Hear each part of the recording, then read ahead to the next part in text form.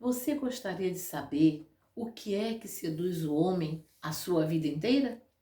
Hum? Saberá agora na meditação da palavra de Deus. Estamos no livro de Romanos, capítulo 6, e agora versículo 22, que nos diz assim: Mas agora vocês foram libertados do pecado e são escravos de Deus. Com isso, vocês ganham uma nova vida. Olha só que maravilha!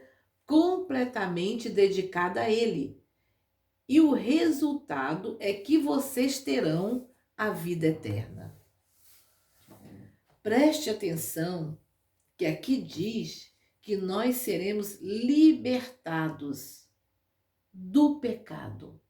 Então, o que é que nos seduz a vida inteira? O que é que nos fez prisioneiro a vida inteira? Simplesmente a natureza do pecado que nós herdamos lá no Éden. Isso não veio de Deus. Foi quando nós, o homem, ser humano, praticou o que era mal e herdou isso em sua própria vida. E de lá até hoje, e muitos seguem sem conseguir o passaporte de volta para o jardim, porque essa natureza nos escraviza e nos faz ficar longe de Deus. Aqui ele diz que nós podemos ser libertos desta escravidão e nos tornarmos escravos de Deus, em amor. Escravo não é uma prisão imposta, não. Quando você decide ser escravo de Deus, é porque você quer ser livre de você mesmo. Quando a pessoa não aguenta mais viver uma vida de sofrimento e de tormento, então ela procura olhar para o alto, aonde está Deus, e mudar de vida, mudar de caminho. E isso deveria acontecer na vida de todas as pessoas, mas infelizmente, por causa desta prisão, o homem fica longe de Deus aqui e longe de Deus lá. E olha o que diz no versículo 23. Pois o salário do pecado é a morte, mas o presente gratuito de Deus é a vida eterna, que temos em união com Cristo Jesus, o nosso Senhor. Então, a única maneira de nós sairmos da morte espiritual, que é o salário, né, que nós ganhamos, porque quando estamos longe de Deus, nós ficamos mortos aos olhos dele. As pessoas acham que Deus, né, que os olhos de Deus está voltado para todos. Não. Quando permanecemos na lei do pecado, então ficamos longe dele. Os olhos dele não conseguem nos enxergar.